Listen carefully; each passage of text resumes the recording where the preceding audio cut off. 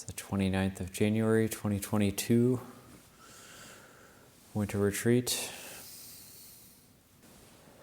And Ajahn Ñāṇiko's been teaching about Asubha Kammatthana. I want to say I've been finding it very enjoyable, but maybe enjoyable isn't really the word, but useful, beneficial. When we talk on Dhamma, it's quite difficult to find a suitable topic to talk about. We never know what's going to be beneficial for people, what's going to be useful. A talk on Dhamma might be enjoyable, but it might not necessarily be beneficial. Or it might be something that we need to hear that we don't necessarily want to hear. So a lot of time it's kind of like a shot in the dark, like trying to feel it out a little bit, what's going to actually be useful, beneficial. Longpo Sumedho's very skilled at that. He can just talk, and he can just pick up any sort of theme that is running through his mind or that he's reflecting on, and just talk and get really into it. Then Longpo Cha said sometimes he would get up onto the Dhamma seat and nothing would come. There would be nothing would seem like it would be useful.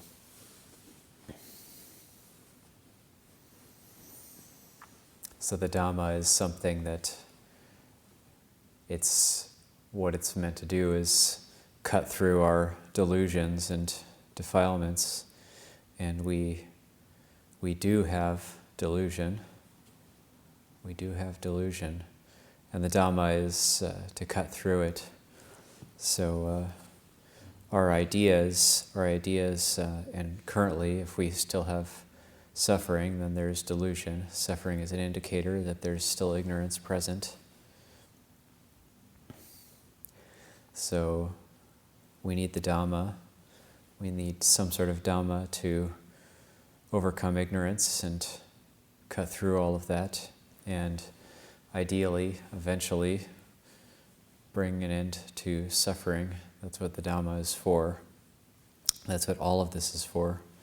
That's what all of the practices we talk about are for. They're for cutting through ignorance and putting an end to suffering. But the problem is, it's like Ajahn Chah. I love how Paul Brighter puts it in Venerable Father. He relates Ajahn Chah teaching people how the 5 khandhas are like a red-hot, burning iron ball. Wherever you touch that ball, it's going to be hot, it's going to be burning. But then the issue is, you tell people the 5 khandhas are a red-hot, burning iron ball. Anywhere you touch it, it's going to be hot. And then they come back and say, yeah, but I don't want it to be hot. So if you don't want it to be hot, then that's an impossibility. So what that's an analogy for is we want to gain the happiness and bliss of letting go of everything without letting go of everything. So there we have it. That's where we're at.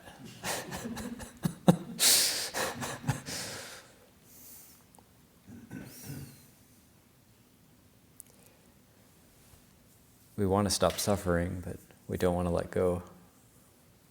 But letting go is the path to stopping suffering.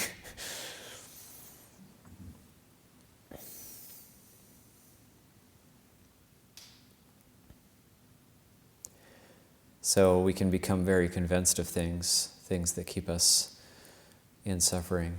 But being convinced of something doesn't necessarily mean it's true. So we have to see, is it wholesome or unwholesome? Is it something that stands up to investigation? This is like when Venerable Sariputta was about to pass away, and Venerable Sariputta had met the Buddha when the Buddha was 1 year into his dispensation, and Sariputta passed away just before the Buddha passed away, probably a few months or a little bit more before the Buddha passed away. And Sariputta's mother was a Brahmin, so they were an affluent family, and Sariputta's his lay name was Upatissa. And his mother, she outlived him. She lived to be very old. And but she never had faith. She always bore a grudge against the Buddha and the Sangha just because she had 7 of her children leave home and they all became arhants, but she never herself reached had any faith in Buddhism. So this was always kind of curious, but she was very convinced of her beliefs. And so when Sariputta was about to pass away after having lived as a bhikkhu for 44 years, then he decided that he would pass away in the same room where he was born. So he went back to his home village, and went to visit his mother and his younger brother, Chunda, Venerable Chunda, also Arhant. Went with him. And so Sariputta he's undergoes his final illness in his deathbed in the room where he was born, and then his younger brother is looking after him, and also his mother is attending to him. And then there's this account. I couldn't find it anywhere in the suttas, but I think it's commentarial, where various deities come down to pay respects to Venerable Sariputta. So the deities of the 4 great kings, they come to pay respects and bow to Venerable Sariputta before he passes away. And after that, that Sakka, the king of the Devas, comes to pay respects, and then Mahabrahma comes to pay respects. And Sariputta's mother witnesses all of this, and she's Brahmin, so she worships Mahabrahma, and then she sees all of this, witnesses all of this. They manifest in a way that she can see as well, and it's this glorious displays of these devas coming to pay respects to Venerable Sariputta. And after that, she approaches him and says, well, those deities that first came, were those the deities of the 4 great kings? And he says, yes. And she's like, well, they were paying respects to you, so you must be more worthy of honor than they are. And then Sariputta says, yes, they're, compared to me, they're like temple attendants. And then she says, well, Sakka came and paid respects to you. You must be even higher than Sakka then. How is this? And Venerable Sariputta says, yes, Sakka came and paid respects to me. Compared to me, he's like a novice. And then she says, and even Mahabrahma, who I worship myself, came to pay respects to you. How can it be that you're even higher than him? And then Venerable Sariputta relates the Buddha's birth, the birth of the Buddha, how 4 Brahma gods received him when he was born.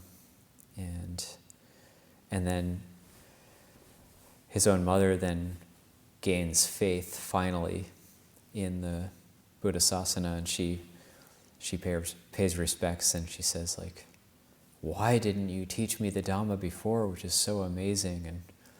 And he says, well, you wouldn't have believed me before, but now you're in a state where you can. So then he teaches her the Dhamma, she reaches stream entry, and she becomes a supporter of the Sangha. So even though she had 7 of her children who were already arhants for a long time, she needed to actually witness and experience those last final conditions in order to finally have faith in Buddha Dhamma Sangha.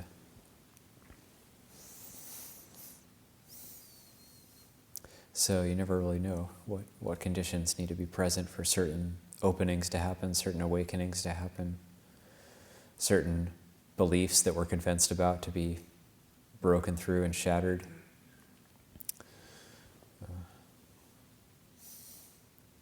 been feeling drawn up to the Chedi site. I've been walking up there almost every day, and having discovered a very nice campsite near the Chedi site, and then feeling drawn there and hanging out there, doing some practice there, but also not always formal practice, but just kind of wandering around and appreciating the land, appreciating what we have here. And while spending time up on the mountain, up near and around the Chedi site, just a lot of reflections on the time I've spent here and a fair amount of gratitude coming up. But also times where I've having to look at things I'm still holding on to in terms of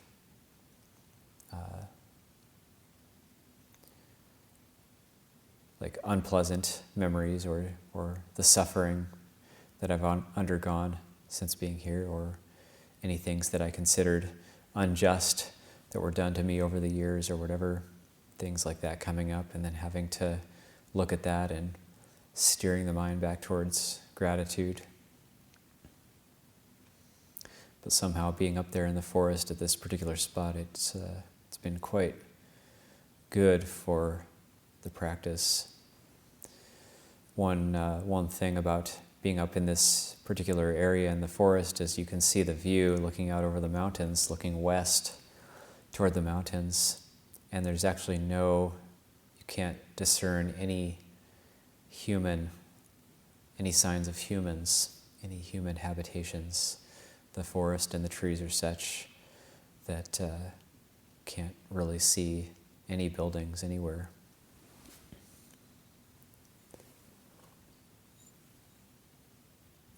So there's that perception of forest, or that recollection of the Dhutanga practice of living in the forest, living at the root of a tree. And it's quite a good feeling.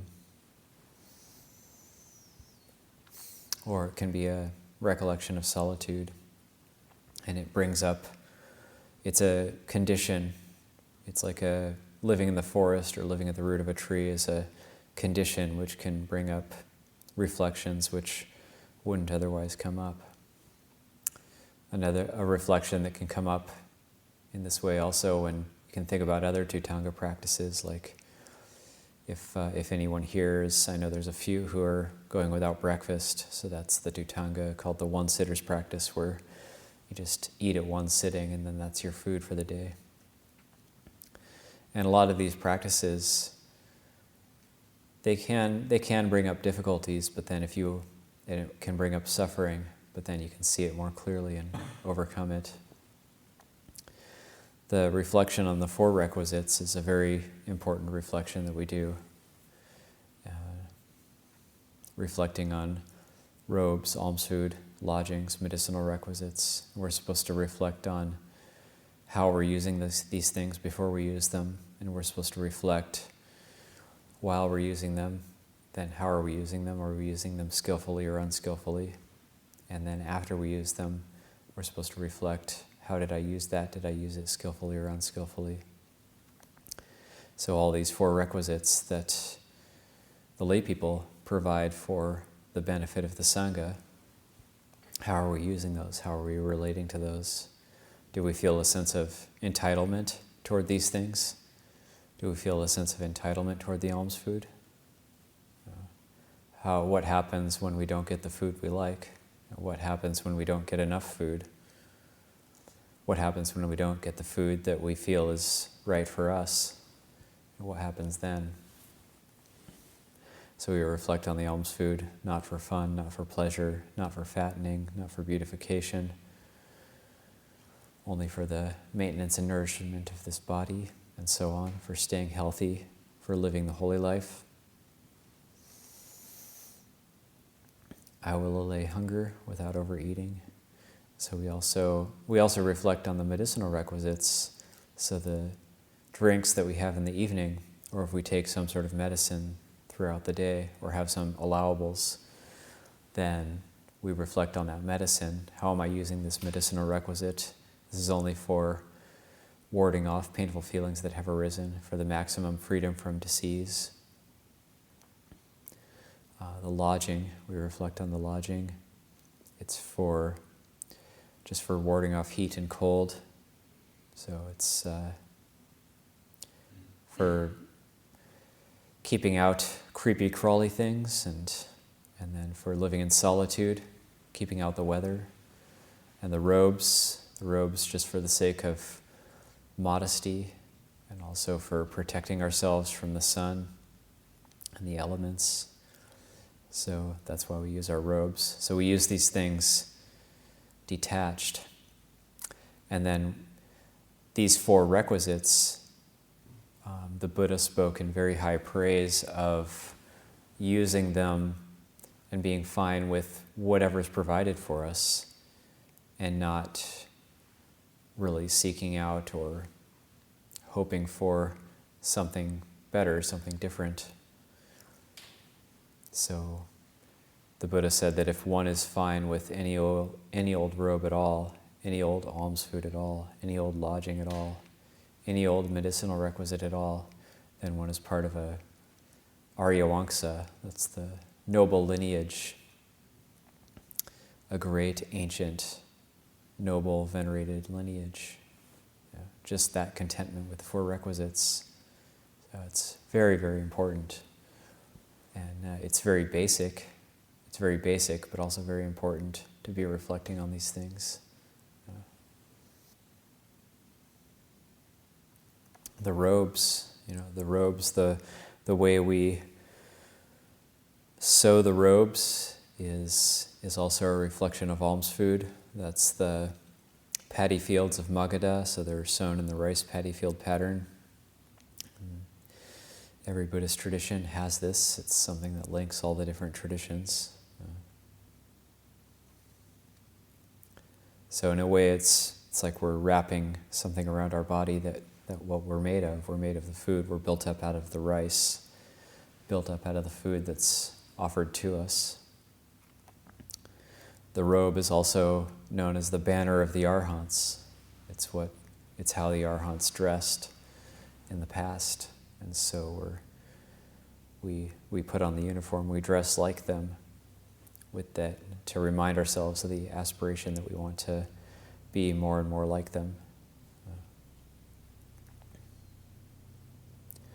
We can use the robe as a suba as well, and death contemplation, that we're wrapping that which is unclean, or we're wrapping like a corpse. It's like a funeral shroud. It's only a matter of time, won't be very long before this body is a corpse. No more than 100 years from now, all of us will lay this body down, and that's where it's headed. So we can think of it as like a funeral shroud that can remind us of the death contemplation, which is so important. Or we can recollect the unclean nature of the body, that if we don't wash our clothes, we don't wash our robes on a fairly regular basis, then the smell gets stuck there and remains. And so it's a burden, and we have to constantly be looking after these things. The food, we can also contemplate the food as asubha. And it's wonderful and beneficial and meritorious to make good food and provide good food. And that's a wonderful thing. No matter how good the food is, it all ends up in the same place. And that's a recollection which helps us to cool the heart down, become a little bit less enamored with tastes, and helps us to remain a little bit more with the sense restraint, which in turn helps the meditation. And one recollection of food is like the bowl, the alms bowl that we use, that we have to wash it. And so if we consider food as something that's clean and wonderful, then we can just think of washing the dishes. Why do we have to wash the dishes? And what would it be like if we didn't wash the dishes? Like, what would it be like? Well, never mind. Just going to let go and not wash the dishes and just let them pile up. And then would we want to use them again the next day? Would we want to cook in them again the next day? Of course, that's not the case. That would be crazy to think like that. If there's even a little speck on one of the dishes, it gets handed back to the person washing the dishes. They have to wash it again.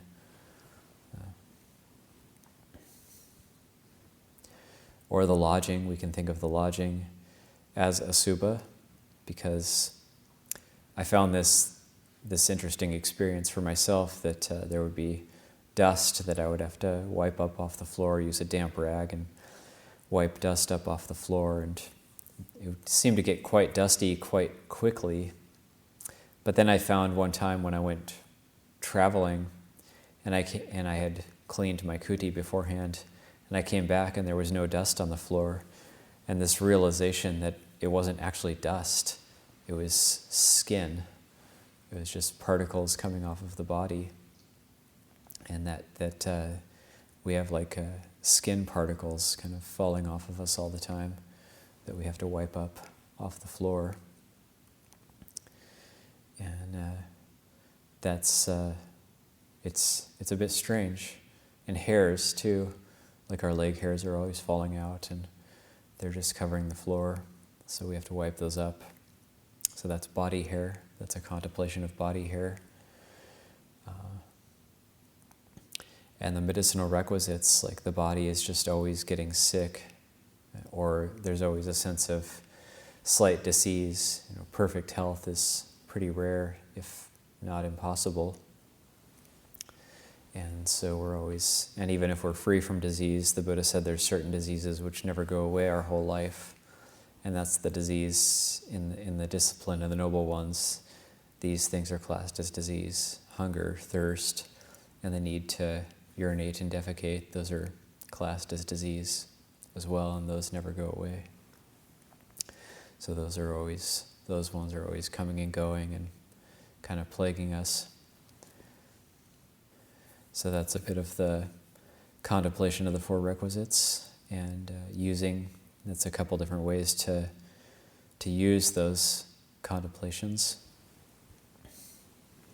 And also a contemplation of that, how do we address ignorance if we're in it? How do we address things if we're convinced of certain things, but those things are causing us suffering? How do we break through those things so we can recollect how Sariputta's mother, how even 7 arhants couldn't convince their own mother that there was a path to the ending of suffering. But then they were very, very patient and waited for the right moment. So as we continue on with the winter retreat, then we'll be doing